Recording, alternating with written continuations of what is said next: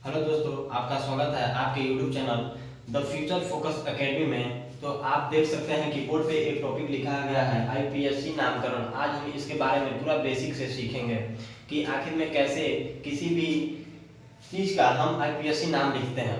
तो पहला टॉपिक का नाम है हाइड्रोकार्बन। हाइड्रोकार्बन क्या होता है? हाइड्रोकार्बन की हम परिभाषा ये दे सकते हैं कि ऐसा यौगिक जो केवल दो तत्वों से मिलकर बना होता है, जिसमें पहला तत्व है आपका कार्बन और दूसरा तत्व है हाइड्रोजन। यानी हम कह सकते हैं कि हाइड्रोजन कार्बन कार्बन और हाइड्रोजन तत्व से मिलकर एक यौगिक होता है। और हम इसके बाद देखेंगे कि हाइड्रोजन कितने प्रकार के होते हैं। तो देख सकते हैं हाइड्रोजन निम्नलिखित तीन प्रकार से होते हैं, जिसमें पहला संतृप्त हाइड्रोकार्बन, दूसरा असंतृप्त हाइड्रोकार्बन और तीसरा सुसंगत हाइड्रोकार्बन होता है। तो आखिर हम कैसे पहचानेंगे कि सुसंगत, असंतृप्त, संतृप्त हाइड्रोकार्बन कौन सा है? तो पहला टॉपिक में हम फोकस करें तो इसमें देखते हैं हम लोग संतृप्त हाइड्रोकार्बन। तो संतृप्त हाइड्रोकार्बन में आप देख सकते हैं कि कार्बन और कार्बन के बीच जब एकल बंध हो तो उसे हम संतृप्त हाइड्रोकार्बन कहते हैं। और संतृप्त हाइड्रोकार्बन को हम लोग एल्केन के नाम से भी जानते हैं। तो हम इससे आसानी से पहचान सकते हैं। देख सकते हैं आप लोग कार्बन और कार्बन के बीच एकल बंध बना है, जिसे हम लोग जान सकते हैं कि यह संतृप्त हाइड्रोकार्बन है। और संतृप्त हाइड्रोकार्बन को हम लोग एल्केन के नाम से जानते हैं। तो हम लोग इसे क्लीन कर देंगे। उसके बाद हम लोग देखेंगे असंतृप्त हाइड्रोकार्बन। तो असंतृप्त हाइड्रोकार्बन को भी दो चीजों में बांट दिया गया है। पहला है एल्केन और दूसरा है एल्काइन। तो आप लोग देखेंगे कि इसमें सी के बीच डबल बॉन्ड बना है, जिसे इसे एल्केन के नाम से जानते हैं। और इसमें एल्काइन में आप लोग देख सकते हैं कि सी के बीच ट्रिपल बॉन्ड बना है, जिससे आप लोग एल्काइन को पहचान सकते हैं।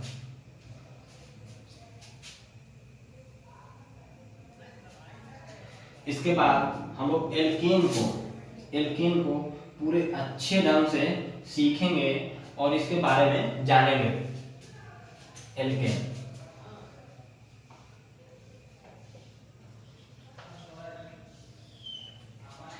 तो एल्केन के अंदर पहला टॉपिक हम ये जान सकते हैं कि इसमें सी और सी के बीच एकल बंध होता है। और इसका दूसरा मोस्ट इंपॉर्टेंट पॉइंट ये है कि यदि सी यहाँ पे देख सकते हैं, आप लोग लिखा है सी और सी के बीच एक बॉन्ड है, यानी इसमें एक सिग्मा बंध उपस्थित है। एक सिग्मा बंध उपस्थित है। और इसका सूत्र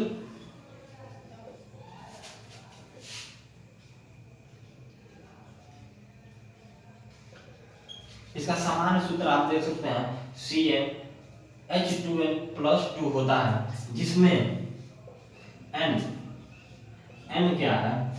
n कार्बन परमाणुओं की संख्या है, जहां पर हम लोग 1 2 3 4 डॉट डॉट रख सकते हैं।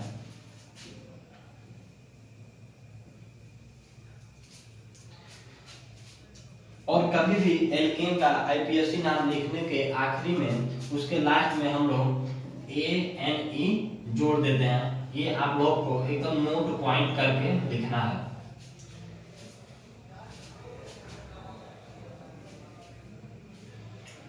इसके बाद एक और हम लोग मोस्ट इंपॉर्टेंट चीज देखेंगे कि कार्बन। आप देख सकते हैं कि कार्बन सी, कार्बन को हम लोग ऐसे भी देखते हैं। और यदि मैं पूछूं कि ये क्या है, एक छोटा सा डॉट, तो आपको लगेगा ये एक छोटा सा पॉइंट है, लेकिन केमिस्ट्री की भाषा में हम इसे भी कार्बन कह सकते हैं। कभी कभी बहुत लोग नहीं समझ पाते हैं, इसलिए मैं बता दिया हूं। अब यहाँ पे हम साइड में कुछ यहाँ पे लिखा हुआ हूं। बहुत ही ध्यान से देखने की चीज है और इसे याद करना बहुत जरूरी है। अगर ये ना याद हो तो हम आईपीएससी नामकरण कर ही नहीं सकते हैं। तो यदि कार्बन की संख्या 1 है तो उसे मेथ कहते हैं, और कार्बन की संख्या 2 है तो उसे एथ कहते हैं, कार्बन की संख्या 3 है तो प्रोप, कार्बन की संख्या 4 है तो ब्यूट। ऐसे करते करते करते मैं अभी 10 तक लिखा हूँ। इसके आगे भी होता है, इसके आगे भी बहुत होते हैं जिसको अगले क्लास में बताया जाएगा। फिलहाल अभी 10 तक मैं लिखा हूँ। अब हम ये देखेंगे कि अभी मैं सूत्र में दिखाया हूँ कि CnH2n प्लस 2, आखिर ये क्या है। तो मैं इस फार्मूले का अब यूज करूंगा। यदि मैं क्या करूं कि n = 1 ले लूं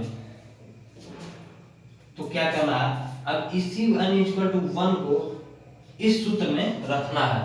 तो क्या करेंगे, c है तो c रख देंगे, n तो n की जगह 1 लिख देना। उसके बाद H2 है तो 2 × 1 + 2। तब इसको हम लोग सॉल्व करेंगे तो ये हो जाएगा CH4। यदि मैं अब इसका आगे खींचूं तो ये कैसा होगा, जिसको हम लोग CH4।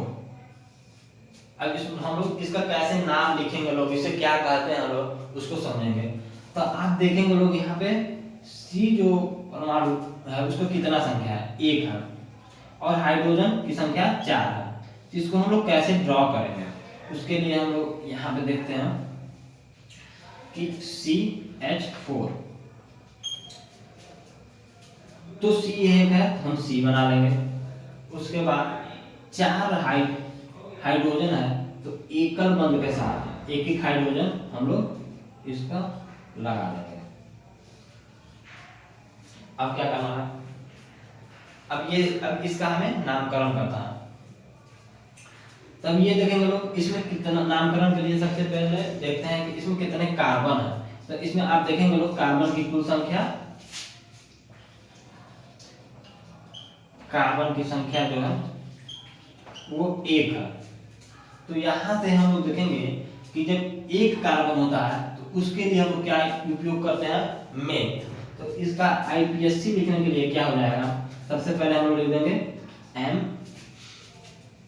MATH meth. ये तो हो गया 1 कार्बन के लिए। जब 1 कार्बन है तो उसके लिए हम लोग लिख दिए मेथ। लेकिन अब ये इतने से नहीं हुआ, यहाँ जब देख रहे हैं आप सिंगल बॉन्ड से जुड़ा है तो ये किस समूह का है। तो यहाँ पर देख रहे हैं हम जिसमें भी एकल बॉन्ड होता है वो होता है एल्केन। तो एल्केन होने के कारण इसमें हम लोग लास्ट में जोड़ देंगे ANE, जिससे इसका पूरा नाम हो जाएगा मेथेन। यानी अब ये जो CH4 हम लोग प्राप्त किए हैं n = 1 रखे, जब उसका हम लोग आईपीएससी नाम लिखे हैं तो वो आया है मेथेन। इसी तरह हम लोग और देख सकते हैं।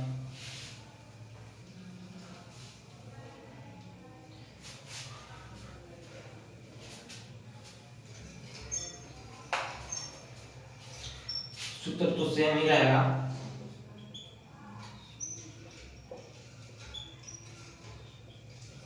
ये हमारा फॉर्मूला। अब हम लोग क्या करते हैं, n = 2 रखते हैं तो देखते हैं क्या आता है और उसका आईपीएससी नाम क्या होगा।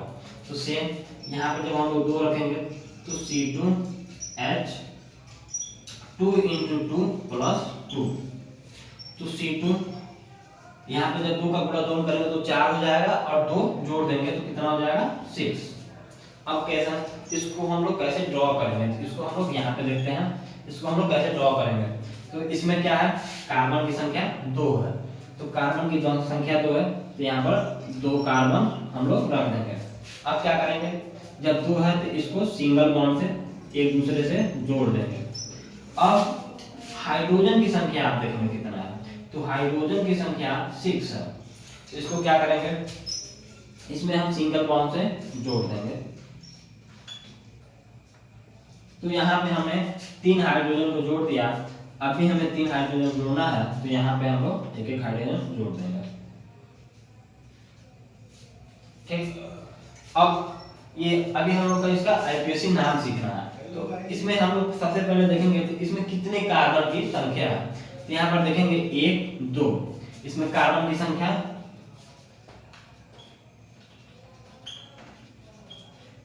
संख्या इसमें 2 है।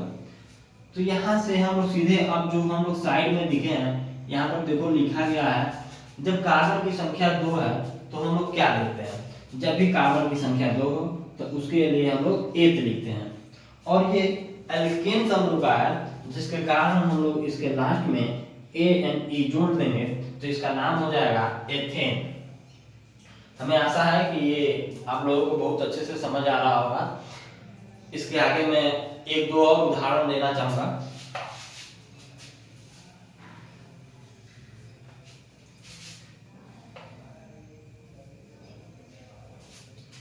उसके बाद हम देखेंगे यदि हम n की संख्या 3 कर दें तब क्या प्राप्त होगा।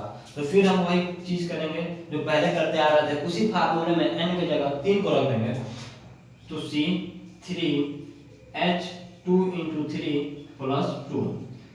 तो इसको सॉल्व कर देंगे, C3 यहाँ पर H वैसे उतार देंगे, उसके बाद इसको सॉल्व करेंगे तो 6 + 2 हो गया आपका 8। अब इसको हम लोग क्या करेंगे, इसको हम लोग ड्रॉ करेंगे। तो इसको ड्रॉ करने के लिए सबसे पहले देखेंगे कि इसमें कार्बन की कितनी संख्या है। इसमें देखेंगे कार्बन की संख्या 3 है। तो सबसे पहले हम लोग कार्बन को ड्रॉ करते हैं 3, 1 2 3। उसके बाद हम लोग इसको सिंगल बॉन्ड से जोड़ देते हैं। उसके बाद इसमें देखेंगे कि अभी इसमें हाइड्रोजन की संख्या कितनी है, 8 है। अब हम लोग इसको कर रहा तो इसमें भी हम लोग यहाँ से जोड़ना चालू करेंगे, 1 2 3 4 5 6 7 8। अब हम लोग इसका IUPAC नाम सीखेंगे। तो उसके लिए मैं आपको बताया हूँ, सबसे पहले देखेंगे कि इसमें कितनी कार्बन की संख्या है। तो कार्बन की संख्या देखेंगे 1 2 3। तो जहां पे भी कार्बन की संख्या 3 हो उसके लिए हम लोग प्रोब का यूज करते हैं। तो इसका नाम हो जाएगा आपका, मैं यहाँ पे लिखता हूँ प्रोब।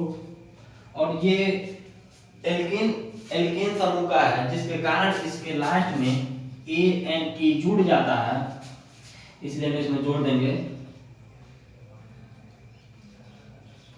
इसके लास्ट में हम लोग ANE जोड़ देते हैं तो इसका पूरा नाम हो जाएगा प्रोपेन।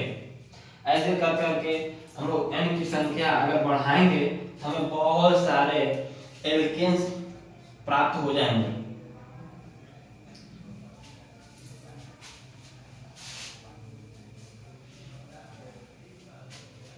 तो आज के क्लास में सबसे मोस्ट चीज ये है कि हम लोग इसे खूब अच्छे से याद करना। पहले 1 से 10 तक इसको याद करें जिसे लिखने में आसानी ना हो, बार बार बोर्ड की तरफ देखना ना पड़े, आपको पेपर ना पलटना पड़े, तभी जाके हो पाएगा। यदि मैं आपको एक चीज बताऊं कि कार्बन और कार्बन के बीच सिंगल बॉन्ड था, तब मैं इसमें बताया हूं कि इसमें एक सिग्मा बंध था। तो आपको लग रहा होगा कि यहाँ पे कार्बन और कार्बन के बीच 2 बंध है, तो यहाँ पर क्या 2 सिग्मा बंध हो जाएगा। तो ये बिल्कुल गलत है। जब 2 कार्बन के बीच जब 2 बंध होते हैं तो उसे हम लोग क्या कहते हैं, पाई बंध कहते हैं। ये बहुत ही जरूरी चीज थी सीखना।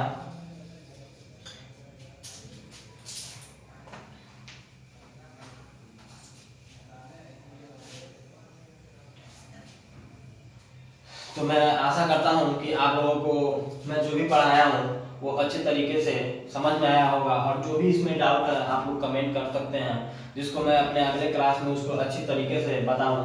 तो मैं अपने अगले क्लास में असंतृप्त हाइड्रोकार्बन को पढ़ाऊंगा और कुछ और आपको एग्जाम्पल्स करा दूंगा और इसको कुछ और संख्या बढ़ा दूंगा। तो बहुत बहुत धन्यवाद आप लोगों का।